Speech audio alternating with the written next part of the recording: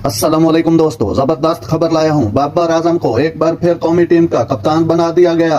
Pakistan cricket board ने बाबर आजम को एक बार फिर पाकिस्तान क्रिकेट टीम का कप्तान बना दिया। याद रहे, बाबर आजम गुज़श्ता साल नवंबर में तीनों फॉर्मेट्स की कप्तानी से दस्तबरदार हो गए थे, जिसके बाद पीसीबी ने शाहीन अफरीदी को T20 और शान मसूद को टेस्ट का कप्तान मुकर्रर कर दिया था। ताहम वनडे के कप्तान के हवाले से कोई फैसला नहीं किया गया था। न्यूज के मुताबिक पीसीबी की जानिब से जारी एलामिये में कहा गया है कि बाबर व्हाइट बॉल क्रिकेट में पाकिस्तानी टीम की क़ियादत करेंगे। पाकिस्तान क्रिकेट बोर्ड की सिलेक्शन कमेटी भी परसों रात काकोल पहुंची थी और बोर्ड के फैसले पर शाहीन अफरीदी को एतमाद में लिया था और इन्हें क्रिकेट बोर्ड के मुस्तकबिल के प्लान के हवाले से भी आगाह किया था। ज़राए के मुताबिक Pakistan cricket board selection committee ने शाहीन अफरीदी के बाबर आजम के हवाले से जो तहफ़्फ़ुज़ात थे उन्हें भी दूर किया और फिर कमेटी का मुतफ़िक़ा राय के बाद बाबर आजम को दोबारा कप्तान बनाने की तजवीज़ पेश की। दूसरी जानिब सोशल मीडिया पर इस तरह की खबरें ज़ेर गर्दिश हैं।